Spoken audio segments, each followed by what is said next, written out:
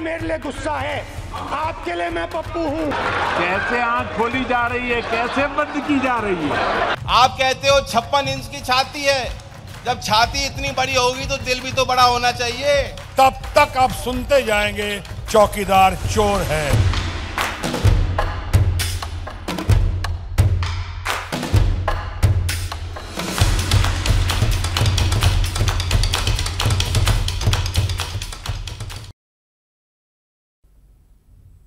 નમસ્કાર દર્શક મિત્રો, મિશન ઇલેક્શનમાં ફરી એકવાર આપનું સ્વાગત છે। મિશન ઇલેક્શનના આજના કાર્યક્રમમાં આપણી સાથે વાત કરવા માટે 1 to 1 હાજર છે ડૉક્ટર પ્રવીણ તોગડિયા। પ્રવીણજી, આપકા સ્વાગત है। પ્રવીણજી, સૌથી પહેલાં તો આપણે કીધું તે પ્રમાણે દર્શક મિત્રો, પ્રવીણજીની એક ઈચ્છા છે કે આ આખો ટોક શો હિન્દીમાં થવો જોઈએ, એટલે બધા જ પ્રશ્નો અને જવાબો હિન્દીમાં। પ્રવીણજી, हिंदू नेता अपनी पहचान इतने साल बिताए हिंदुत्व को जागृत करने के लिए और हिंदुत्व को एक स्थान पर पहुंचाने के लिए।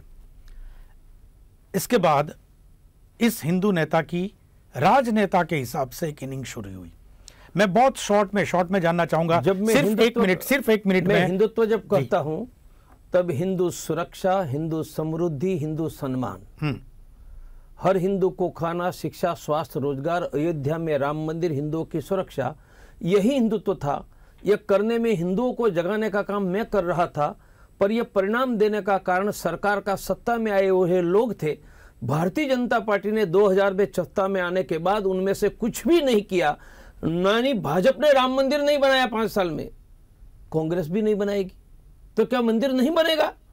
इसलिए हिंदुस्तान निर्माण दल बनाकर राजनीति में चुनाव लड़ने के आने के लिए मुझे मजबूर होना पड़ा। लेकिन लोगों को हजम नहीं हो रहा है कि प्रवीण जी के मुंह से राजनीति का नाम, क्योंकि बरसों से वो सुनते आए ना कि प्रवीण जी ये कहते थे कि राजनीति एक अलग बात है, राजनीति अलग विषय है, हम सिर्फ हिंदू की बात करेंगे, राजनीति से हमारा कोई लेना देना नहीं है। 2002 और वो कहते थे कि जो हिंदू हित की बात करेगा वही देश में राज करेगा, यानी राज करवाते थे। अभी खुद राज करने के लिए प्रवीण जी खुद आए। देव भाई, वही कह रहा हूं, हिंदू हित की बात करेगा, काज करेगा, वही देश में राज करेगा।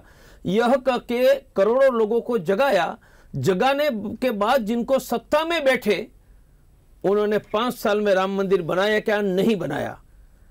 धारा 370 हटाई, नहीं हटाई। कश्मीर के हिंदुओं को बसाया, नहीं बसाया। पाकिस्तान को घुटनों पर लाया, नहीं लाया। बांग्लादेशी घुसपैठियों को हटाया, नहीं हटाया। और मेरे भाई 2002 में यही गुजरात में 100 से ज्यादा चुनाव में मैंने रैली की थी।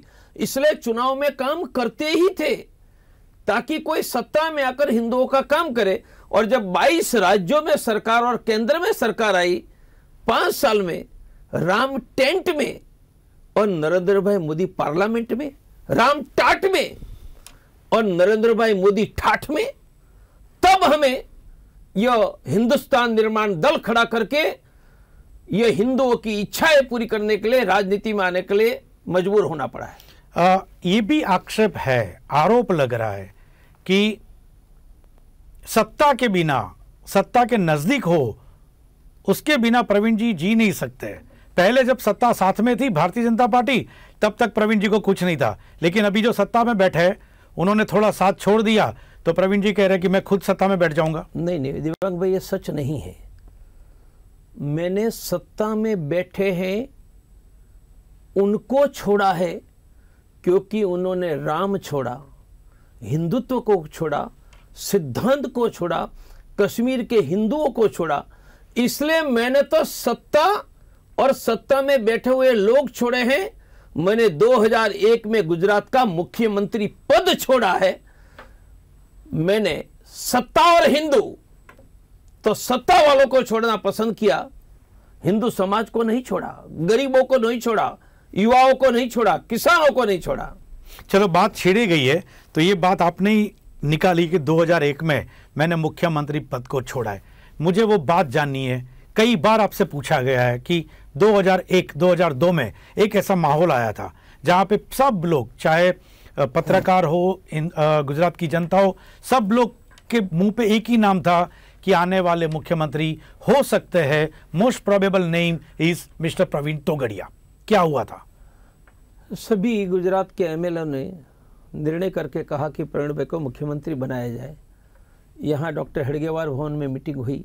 मीटिंग में सबने निर्णय आग्रह किया मैंने हाथ जोड़कर कहा कि मुझे सत्ता नहीं, मैं तो हिंदुओं की सेवा करना चाहता हूँ, पर हमारी सेवा और हिंदू जागरण के लिए बात सत्ता में जो आते हैं वह हिंदुओं को शिक्षा, स्वास्थ्य, रोजगार, किसानों की कर्ज मुक्ति और अयोध्या में राम और हिंदुओं का सम्मान दे।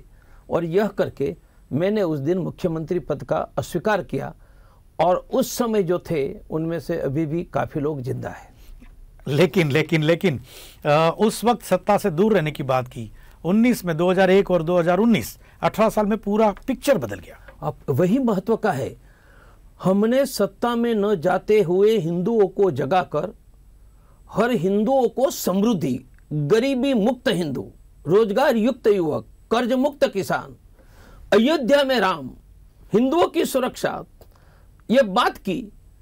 और परिणाम किसको देना था? भारतीय जनता पार्टी ने। जब 22 राज्यों में सरकार और केंद्र में सत्ता, 5 साल में राम मंदिर मोदी ने क्यों नहीं बनाया? मोदी जी मुझे उत्तर दे। 5 साल में 9000 पत्थरबाजों के केस वापस खींचे और रमजान में पत्थरबाजों को गोलियां न गई, उनकी चिंता करने लगे। कश्मीर का हिंदू आज भी झोपड़ी में रह रहा है, जुग्गी में, उनकी चिंता की क्या? 22 राज्यों में सरकार होने के बाद उन्होंने वादा दिया था, एक वादा न पूरा किया। हर वर्ष 2 करोड़ युवाओं को रोजगार देने का काम किया था, 10 करोड़ युवाओं को रोजगार नहीं दिया। नोटबंदी के बाद रोजगार उन्होंने छीन लिया। उन्होंने वादा किया था सस्ती शिक्षा, नहीं हुई। सस्ता स्वास्थ्य, या 1 करोड़ परिवार अचानक रोग आने के कारण गरीब बन रहा है। उन्होंने वादा किया था कि मैं स्वामीनाथन आयोग का स्वीकार करके किसानों को 1.5 गुना फसल का दाम दूंगा। यह मिलता तो गेहूं और धान चावल का क्विंटल का 2500 रुपया मिलता। उन्होंने 1750 रुपया देकर किसानों के साथ बेवफाई की। 5 साल में एक बार भी अयोध्या नहीं गए और घूमने लगे इंदौर की मस्जिद और अहमदाबाद की मस्जिद में। भारतीय जनता पार्टी और नरेंद्र मोदी ने हिंदुओं के साथ विश्वासघात किया। कांग्रेस कभी राम मंदिर नहीं बनाएगी, भाजपा ने भी नहीं बनाया, तो क्या राम मंदिर नहीं बनेगा? कांग्रेस कश्मीर के हिंदुओं को नहीं बसाएगी, भाजपा ने नहीं बसाएगा। इसलिए आज देश में हिंदुओं को शिक्षा, स्वास्थ्य, रोजगार, सम्मान, सुरक्षा देने की राजनीति की जरूरत थी, वह रास्ता नरेंद्र मोदी ने छोड़ दिया है। प्रवीण जी आपकी बात बिल्कुल सही, आपके मुद्दे बिल्कुल ठोस, लेकिन बात यहां पे आती है कि जहां गुजरात पिछले 14 साल से, अभी 19 साल, और भारत पिछले 5 साल से सिर्फ डेवलपमेंट की बात कर रहा है। इस वक्त इस डेवलपमेंट की दौड़ में हिंदुत्व का मुद्दा कितना कारगर नहीं? मेरा कहना है चलो डेवलपमेंट, क्या हिंदुत्व डेवलपमेंट का विरोधी है? अरे डेवलपमेंट की बात करते हैं तो गुजरात में नर्मदा की 75,000 किलोमीटर कैनाल बनाकर किसानों को पानी 2004 हिंदुत्व का सब्जेक्ट कहीं लगता है कि मोदी जी ने 23,000 किलोमीटर कैनाल प्रवीण जी मेरा बेसिक सवाल ये है, न रोजगार दिया, हिंदुत्व की बात होती, अगर हिंदुत्व की बात इतनी ही हावी होती तो गुजरात में 5-6 महीने पहले जब अहमदाबाद का नाम कर्णावती के लिए एक इश्यू छिड़ा था, उस वक्त ज्यादातर माहौल, क्योंकि जो लोग जानते 1987 से इस मुद्दे को, उन्होंने देखा कि surprising with all surprise Karnavati के मुद्दे में आज की जो जनरेशन है उनका सपोर्ट नहीं था। यानी कहां ऐसा मानने को कुछ लोग अभी मानने लगे कि हिंदुत्व का मुद्दा धीरे धीरे माइल्ड होता जा रहा है, और प्रवीण जी उस हिंदुत्व के मुद्दे को लेकर आ रहे हैं। जब हिंदुत्व की बात करते हैं तब अयोध्या में राम हिंदुओं का सम्मान भी है। देवांग भाई, हिंदुत्व की बात कहते हैं तब हिंदू समृद्धि भी है। हमें गरीबी नहीं चाहिए, हमें समृद्धि चाहिए। हमें बेरोजगारी नहीं चाहिए, हमें रोजगार चाहिए। हमें सस्ती शिक्षा चाहिए, हमें स्वास्थ्य चाहिए, वह भी हिंदुत्व है। आपने कैसे मान लिया हिंदुत्व और विकास विरोधी है? हिंदुत्व और विकास दोनों साथ में जाते हैं। हम तो पुष्पक विमान उड़ाने वाले लोग हैं। हिंदुत्व का नाम ही विकास है। मोदी ने न हिंदुत्व दिया, न राम को प्रधानमंत्री आवास योजना में घर तक नहीं दिया। मेरे भाइयों, घर देते तो राम और विकास दोनों होता। इतने करोड़ों मकान बनाने का तो दावा करी है सरकार, कितना बना? अरे मेरे भाई, स्मार्ट सिटी की बात करते, एक स्मार्ट सिटी हिंदुस्तान में मुझे दिखाओ। 2 करोड़ युवाओं को रोजगार हर वर्ष दिखाओ। अरे यहां 5.5 करोड़ लघु उद्योग मोदी जी की जीएसटी की गलत नीतियों के कारण जो टैक्स टाटा बिरला पर था 26%, लघु उद्योग पर 5% था, इसलिए लघु उद्योग चलकर 12 करोड़ को रोजगार देते थे। जीएसटी में टाटा बिरला का टैक्स लघु उद्योग को लेकर मोदी जी ने लाखों लघु उद्योग बंद करके करोड़ों लोगों के रोजगार छीन लिए हैं। वॉलमार्ट कंपनी अमेरिका की, उनको लाकर देश में 6 करोड़ दुकानें बंद करवा रहे हैं। तो ये प्रवीण जी का जो नई पॉलिटिकल पार्टी है हिंदुस्तान निर्माण दल, क्या एजेंडा रहेंगे? हमारा एजेंडा हम ही देंगे। अयोध्या में राम, सत्ता में आए तो 1 सप्ताह में अध्यादेश से राम मंदिर बनाएंगे। हम ही देंगे किसानों को फसल का दाम, स्वामीनाथन आयोग। हम ही देंगे युवाओं को काम। हम 2 से ज्यादा बच्चों पर प्रतिबंध लगाकर लघु उद्योग को प्रोत्साहन देकर युवाओं को रोजगार की व्यवस्था करेंगे। हम ही देंगे सैनिकों को सम्मान। हम सेना पर पत्थर मारने वालों को कश्मीर में कारपेट बॉम्बार्डिंग का आदेश देकर, पाकिस्तान नहीं मानेगा तो बियास, रावी, सतलज का पानी रोक देंगे। हम ही देंगे व्यापारियों को मान। वॉलमार्ट कंपनी को भारत की धरती पर पांव नहीं रखने देंगे। अब की बार पब्लिक की सरकार, अब की बार हमारी सरकार, अब की बार राम मंदिर बनाने वाली सरकार। पाकिस्तान के खिलाफ जिस तरह से हिंदुस्तान ने स्टेप्स लिए, हिंदुस्तान की आर्मी ने स्टेप लिए, क्या किस तरह से देख रहे प्रवीण जी उसको? क्या ये करारा जवाब दिया हमने? भारत की सेना शौर्यवान है। 65 में लाहौर तक घुस गई थी। 71 में पाकिस्तान के जो टुकड़े किए थे, कारगिल में उनको धूल चटा दी थी। इसलिए पाकिस्तान को धूल चटाने में सेना सक्षम है। प्रश्न में कैंसर का डॉक्टर हूं, सर्जिकल स्ट्राइक की बात करते हैं। मेरे पास मरीज आकर कहेगा मुझे कैंसर है, आप मिटा दोगे? तो मैं ऑपरेशन 3 बजे करता हूं, 5 बजे उनका कोई लेना देना नहीं। एक सर्जन ऑपरेशन करता है, 12 लेना देना। वो पूछेंगे ऑपरेशन के बाद कैंसर मिट जाएगा? मेरे भाई सर्जिकल स्ट्राइक की तो इसके बाद आतंकवादी हमले क्यों चल रहे हैं? क्यों सैनिक मर रहे? सैनिक मरना कब रुकेगा? बालाकोट के हमले के बाद, सर्जिकल स्ट्राइक के बाद 2 मेजर मारे गए, 10 सैनिक मारे गए। 2 दिन पहले जम्मू में हमला। इसलिए मेरा प्रश्न बालाकोट में क्या किया वो मेरा प्रश्न ही नहीं है। सैनिक मरना रुकेगा, आतंकवादी हमले रुकेंगे। मोदी जी के राज में 52 महीनों में 488 सैनिक मारे गए, लेकिन और 488 सैनिक मारने के बाद पाकिस्तान मोदी जी के लिए मोस्ट फेवर्ड नेशन था। 428 के सामने सरकार का यह भी दावा है कि कश्मीर में बैठे हुए आइदर स्लीपर सेल या तो जो उग्रवादी थे उनको भी बहुत भारी संख्या में उनको मौत के हवाले कर दिया। भाइयों, 9000 पत्थरबाज मोदी जी के भोले भटके बच्चे सेना पर पत्थर मारने वालों का केस वापस कर चुके। पाकिस्तान का राग आलाप पाने वाले हुर्रियत वालों को यह मोदी जी ने स्पेशल सिक्योरिटी दी। मोदी जी की कश्मीर पाकिस्तानी नीति अलगाववादियों को प्रोत्साहन देकर पाकिस्तान को प्रोत्साहन देने वाली थी। मोदी जी के पहले 10 साल तक भारत का कोई प्रधानमंत्री पाकिस्तान के विरुद्ध में पाकिस्तान नहीं गया था। मोदी जी बिना निमंत्रण कैक खाने चले गए, मोस्ट फेवर्ड नेशन कल तक, और 488 सैनिक पाकिस्तान हमारा। आज भी आपको पता है पाकिस्तान की जेल में गुजरात के 1000 मछुआरे हैं। मोदी जी की 56 इंच की छाती है। गुजरात के मछुआरों तो को वापस लाकर दिखाओ। महाराष्ट्र का एक व्यक्ति आज भी वहां की जेल में है। एयर स्ट्राइक के बाद, लेकिन प्रवीण जी आपका आक्रोश आपके हिसाब से सही है, लेकिन ये एयर स्ट्राइक के बाद मोदी जी की लोकप्रियता बढ़ी है। मेरा प्रश्न मोदी जी की लोकप्रियता घटी बढ़ी नहीं है। मेरा प्रश्न है एयर स्ट्राइक की। मेरा प्रश्न है क्या सैनिकों का मरना बंद हुआ सरहद पर? लेकिन ये प्रयास किया, इसे भी नहीं सार्थ। ऐसा भाई कोई डॉक्टर कहता है मैंने ऑपरेशन किया और मरीज मर गया, तो ऑपरेशन का क्या अर्थ है भाई? एक भी आतंकवादी हमला नहीं होना चाहिए, एक भी सैनिक नहीं मरना चाहिए। अरे कम से कम धारा 370 और 35A मोदी जी हटाकर दिखाए। उनको श्यामा प्रसाद मुखर्जी प्रिय नहीं है, उनको प्रणब मुखर्जी प्रिय है। हिम्मत है तो रावी, बियास, सतलज का पानी पाकिस्तान में जाकर रोककर भारत के किसानों को दे दो, पाकिस्तान घुटनों पर आ जाएगा। यहां तो पाकिस्तान घुटनों पर ला देंगे कहने वाले मोदी जी खुद पाकिस्तान के सामने घुटनों पर दिख रहे हैं। प्रवीण जी, मैं सीधा पॉलिटिकल पार्टी पे आ जाता हूं, क्योंकि अभी आपका नेक्स्ट मिशन वही है। क्या कितनी सीट पर लड़ सकती है हिंदुस्तान निर्माण दल? हम एक आधा सप्ताह में कितनी सीटों वो क्लियर हो जाएगी, पर मेरा अंदाज है 100 सीटों प्लस माइनस में लड़ेंगे। कौन से स्टेट्स खास करके फोकस मध्य रहेगा? प्रदेश में लड़ेंगे, राजस्थान में लड़ेंगे, यूपी में लड़ेंगे, उड़ीसा आसाम में लड़ेंगे, बाकी भी 2-4 प्रदेश निकल सकते, हरियाणा में लड़ेंगे।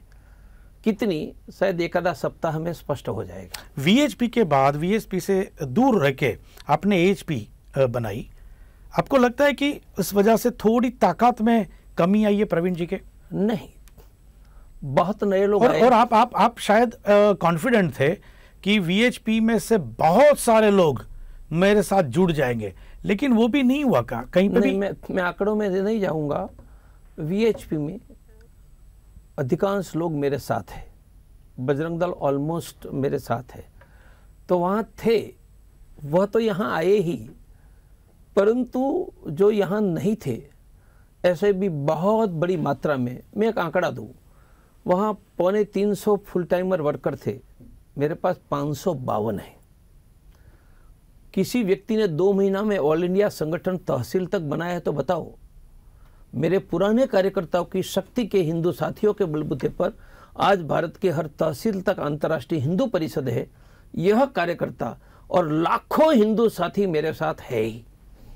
एक पर्सनल सवाल, मुझे पक्का भरोसा है कि आप उनका जवाब अपने अंदाज में ही देंगे, कुछ छिपाएंगे नहीं। जब एक परिवार में 2 भाइयों के बीच में जब भी मनमुटाव होता है तो मुखिया बीच में बैठ के बात करवाता है। आपका भी जब वीएचपी से अलग सुर आलापना, जो ऑलरेडी लाइन थी उससे थोड़ा हटके जाके अपने बागी अंदाज में अपनी बात रखना, नरेंद्र मोदी के सामने खुलकर आपका आ जाना, क्या उस वक्त मुखिया राष्ट्रीय स्वयंसेवक संघ ने कुछ आपको बुला के बात किया, कहीं बैठ के चलो सुलटाइए, इस बारे में भी कहीं बात हुई थी? ये मुझे ब्लंट चाहिए यार। हाँ, बातें मोहन जी भागवत के साथ भी हुई, भैया जी जोशी के साथ हुई, अन्य लोगों के साथ हुई। बात 4 वर्षों तक हुई, बात 5-5 लोगों के बीच हुई, 25 लोगों की बात हुई, 1 to 1 हुई। मेरा मुद्दा था कि वादा किया है, लोगों को मरवाया है, संसद में राम मंदिर का कानून बनाओ। मेरा कहना है सत्ता आई है, पत्थरबाजों पर बॉम्बिंग करके सैनिकों का मरना बंद करो। मेरा कहना है वादा किया है, स्वामीनाथन आयोग स्वीकार करके किसानों को 1.5 गुना समर्थन मूल्य दो। मेरा कहना था करोड़ों युवाओं को रोजगार की योजना बनाकर रोजगार दो, सस्ती शिक्षा, स्वास्थ्य दो। यही मुद्दे पर कुछ मीटिंग तो मैंने रिकॉर्ड की है, अनेक हुई, परंतु मेरे भाई एक भी मुद्दा करने के लिए थे। प्रश्न व्यक्तिगत नहीं था, प्रश्न जो वादे दिए थे, ये वादा का पालन करो।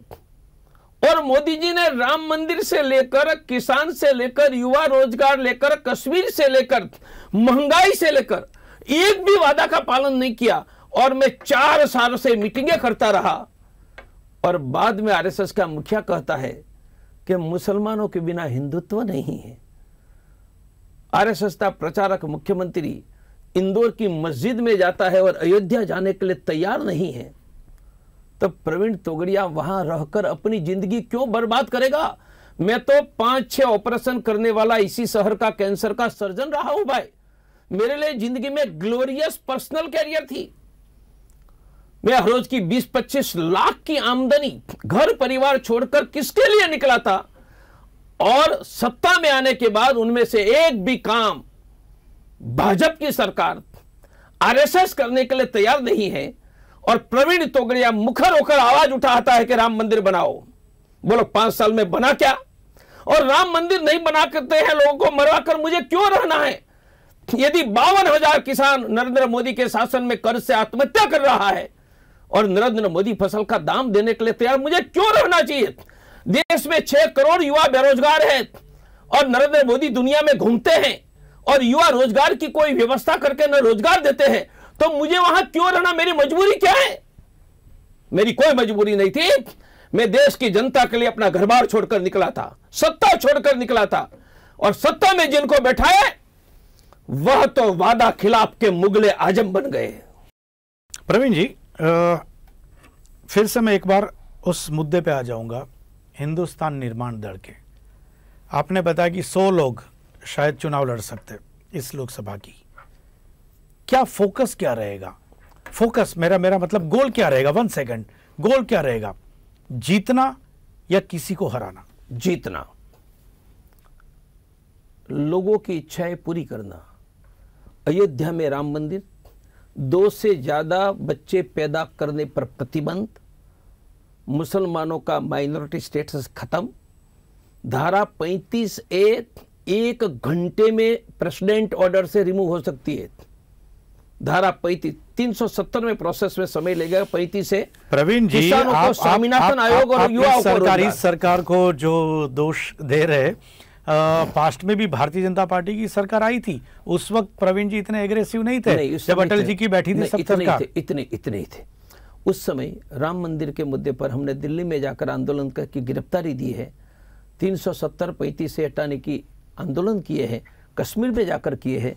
मेरे भाई 32 साल से सरकार नरसिंह राव की हो, अटल बिहारी वाजपेयी की हो, मनमोहन सिंह की, नरेंद्र मोदी की, प्रवीण तोगड़िया की मांग, भाषा वही रही है, भाषा बदल गई है भारतीय जनता पार्टी की। उनके नेतृत्व ने देश की जनता के साथ वादा खिलाफी की है। भारतीय जनता पार्टी जैसे विश्व हिंदू परिषद से कई लोग आपके साथ जुड़ गए, क्या इस चुनाव में भी 1, 2, 3 नाम हो सकते हैं जो भारतीय जनता पार्टी के थे और शायद आपके इस हिंदुस्तान निर्माण दल के टाइटल से लड़ा इलेक्शन? हो सकता है, मैं नाम नहीं बताऊंगा, परंतु अभी तो वक्त आ ही गया है उनके बताने का। उनके राष्ट्रीय अध्यक्ष स्तर पर रहे वाले लोग, उनसे भी हिंदुस्तान निर्माण दल शुरू करने के बाद चाय पान, इतना ही बताऊंगा। ओके, शायद मेरे हिसाब से बहुत कम शब्दों में लेकिन बहुत बड़ी बात कर दी आपने। और एक सवाल ये भी आता है कि जैसे सेना लड़ती है तो सेनापति सबसे आगे होता है, तो सेना का भी कुछ मोरल बढ़ जाता है। तो क्या हिंदुस्तान निर्माण दल के सेनापति प्रवीण तोगड़िया खुद भी इलेक्शन लड़ेंगे या समय सैनिकों को लड़वाएंगे, सेनापति नहीं लड़ेंगे? समय तय करेगा, पर बाला साहब ठाकरे चुनाव न लड़ते हुए भी सेनापति थे ही, और इतिहास में बहुत ऐसी घटनाएं हुई है, इसलिए चुनाव लड़ भी सकते हैं और सबने निर्णय किया तो नहीं लड़े बिना नेतृत्व कर सकते हैं। ये राष्ट्रवाद का जिस तरह से माहौल चला है अभी, भारतीयता का पैट्रियटिज्म अभी चला है, राष्ट्रवाद की बात चल रही है। अगेन मेरा सवाल ये आता है कि जहां राष्ट्रवाद की बात चलती है बहुत ब्रॉडर वे में, उस वक्त एक हिंदुत्व की बात, क्योंकि एक तरफे विकास की बात, दूसरी आ गई एयर स्ट्राइक के बाद राष्ट्रवाद की बात, इस 2 मुद्दे के सामने हिंदुत्व तो कहीं नहीं लिखता कि वो थोड़ा आउट ऑफ कॉन्टेक्स्ट हो जा रहा है? मुझे दिवांग भाई, ये सब जुड़ा हुआ है। राष्ट्र, हिंदू और आर्थिक समृद्धि तीनों जुड़ी हुई है। ये प्राचीन राष्ट्र है, ये राष्ट्र में हिंदू पहले से रहते आए हैं, यहाँ हिंदू बहुत बड़ा समृद्ध था, इसलिए डेवलपमेंट कहते तो समृद्धि, राष्ट्र कहते तो भारत, और हिंदू कहते तो यहाँ के रहने वाले पुराने लोग। ये तीनों एक ही है, इंटरलिंक है, आप उनको कंपार्टमेंट में डिवाइड नहीं कर सकते हो। हम ही राष्ट्रीय है और हम ही विकास के पुरोधा है, इसलिए इंडियन इंस्टीट्यूट ऑफ मैनेजमेंट जैसी बड़ी संस्था हमने भारत में बनाई है। पाकिस्तान में क्यों नहीं बनी? क्योंकि भारत में हम है। कोई भी चीज के खिलाफ होना, उसका विरोध करना, ये तो ठीक है, कर सकते हैं, लेकिन जैसे आपने पुरानी नीतियों के बारे में कहा, ये नहीं हुआ, ये नहीं हुआ, विकास नहीं हुआ, रोजगारी नहीं हुई, किसान परेशान है, लेकिन जब कोई इंसान पॉलिटिकल पार्टी लेकर जब आता है लोगों के सामने, तो उनके पास उनके सॉल्यूशन भी होते हैं। प्रवीण जी के पास क्या सिर्फ प्रश्न ही है या उनके साथ साथ सॉल्यूशन भी है? सॉल्यूशन भी है। 1 सप्ताह में अध्यादेश से राम का मंदिर बनना शुरू हो जाएगा, सॉल्यूशन। 2 से ज्यादा बच्चों पर नियंत्रण लगाकर जनसंख्या नियंत्रण करेंगे, सॉल्यूशन। 35A राष्ट्रपति के ऑर्डर से हटा देंगे, सॉल्यूशन। स्वामीनाथन आयोग का स्वीकार करके कानून बनाकर किसानों को फसल से 1.5 गुने दाम, मानी धान, चावल और गेहूं के क्विंटल के 2500 रुपया, और गुजरात में मूंगफली कपास के क्विंटल के 8000 रुपया हम देंगे। मैं देश की शिक्षा व्यवस्था में आमूल परिवर्तन कर डालूंगा। आज अंग्रेजों की समय की शिक्षा व्यवस्था, तब अंग्रेजों की सरकार चलाने, आज सरकार में 3 करोड़ रोजगार है और रोजगार चाहिए 55 करोड़ को, इसलिए पढ़ा लिखा युवक को रोजगार नहीं है।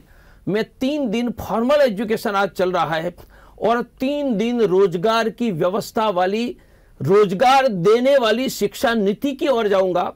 मैं प्राइमरी हेल्थ सेंटर से लेकर ऊपर तक देश की आरोग्य व्यवस्था, यहां तो स्वाइन फ्लू में हर रोज मर रहे हैं, उनमें टोटल परिवर्तन करूंगा। देश में 9 लोगों की संपत्ति है, वह 62 करोड़ के समान है। देश की आर्थिक नीति गरीब को गरीब बना रही है, महंगाई बढ़ा रही है, महंगी शिक्षा, स्वास्थ्य और रोजगार कम कर रही है। मैं देश की आर्थिक नीति में परिवर्तन करूंगा, इसलिए मैं पार्लियामेंट ऑफ द इकोनॉमिस्ट, मैं अर्थशास्त्रियों की संसद बुलाऊंगा। देश की आर्थिक नीति परिवर्तन करके गरीबी मुक्त भारत, सस्ती शिक्षा, सस्ता रोजगार युक्त भारत, मैं देश की सबको स्वास्थ्य मिले, इसलिए हेल्थ से जुड़े वाले लोगों की पार्लियामेंट बढ़ाऊंगा। सेम में रोजगार देने वाली शिक्षा, मानी कोई लड़का ने पढ़ाई पूरी की, उनको रोजगार मिलना ही चाहिए। मेरे पास पॉजिटिव आर्थिक नीतियां, मेरे पास पॉजिटिव सांस्कृतिक ब्लूप्रिंट है। भरोसा करो, मैं ये करके दिखाऊंगा और 32 साल तक जो मैंने किया है वह करूंगा। और मेरे पास रोजगार की, किसानों को कर्ज मुक्त करने की, सस्ती शिक्षा, स्वास्थ्य की ब्लूप्रिंट है। एट लास्ट हिंदुस्तान निर्माण दल स्लोगन क्या होगा? हम ही देंगे अयोध्या में राम, किसानों को दाम, युवाओं को काम, सैनिकों को सम्मान, व्यापारियों को मान। अब की बार हिंदू सरकार, अब की बार आपकी सरकार, अब की बार पब्लिक की सरकार। Thank you very much Praveen ji, धन्यवाद। દર્શક મિત્રો, આથી ખાસ વાત ડોક્ટર પ્રવીણ તોગડિયા સાથે હિન્દુસ્તાન નિર્માણ દળ, એક નવી પોલિટિકલ પાર્ટી, વિશ્વ હિન્દુ પરિષદ, AHP અને ત્યારબાદ હિન્દુસ્તાન નિર્માણ દળ, એટલે એક કટ્ટર હિન્દુવાદી નેતા હવે એક રાજકીય રૂપમાં, રાજકીય રંગમાં અને રાજકીય ભાષામાં। ફરી મળીશું એક નવા વિષય, નવા ગેસ્ટ સાથે મિશન ઇલેક્શનમાં। ત્યાં સુધી આપશો નમસ્કાર।